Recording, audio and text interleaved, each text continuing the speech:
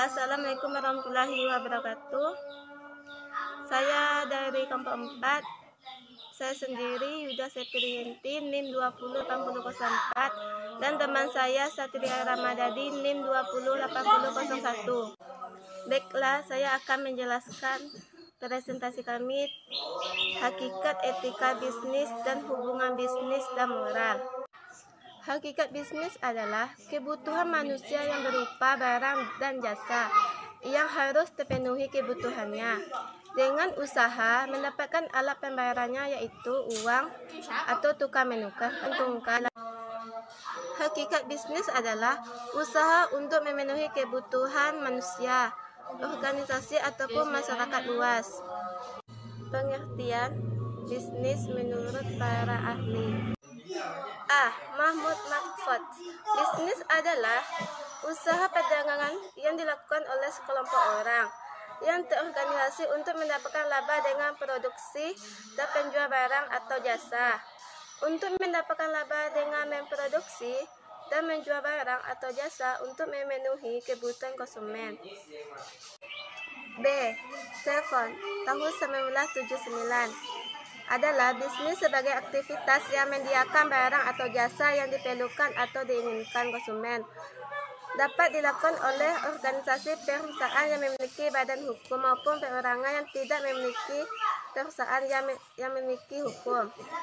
Seperti pedagang kaki lima, warung yang tidak memiliki surat izin tempat usaha, dan surat izin usaha perdagangan serta usaha informasi lainnya. C. Griffin dan Ebert tahun 1996 adalah aktivitas bisnis melalui penyediaan barang dan jasa bertujuan untuk menghasilkan profit atau perusahaan katakan menghasilkan laba apa penerimaan pada suatu periode lebih besar dari total biaya. B.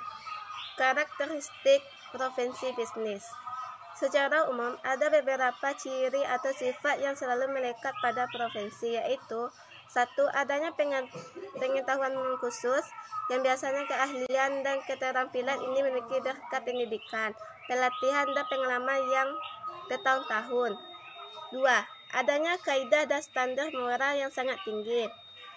Hal ini biasanya setiap pelaku profesi berdasarkan kegiatannya pada kode etik profesi. 3. Mengabdi pada kepentingan masyarakat, artinya setiap melaksanakan profesi harus meletakkan kepentingan pribadi di bawah kepentingan masyarakat.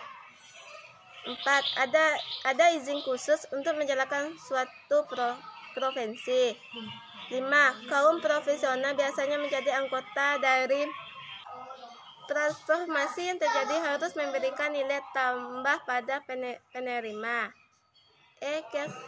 Keterkaitan. Suatu proses tidak dapat terdiri sendiri, melainkan harus terkait dalam suatu struktur organisasi. Prinsip-prinsip etika bisnis. 1. Tanggung jawab. 2. Keadilan. 3. Otonomi. 4. Prinsip integritas moral. C.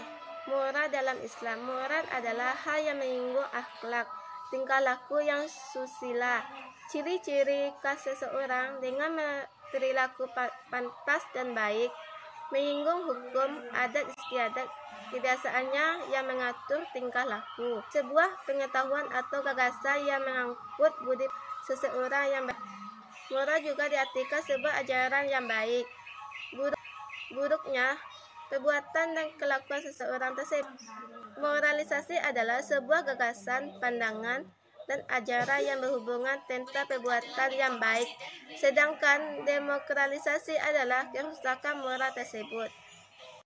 Moral yang baik dalam berbisnis tentunya akan memberikan dampak yang baik untuk perkembangan bisnis tersebut, serta dalam menjalin baik juga.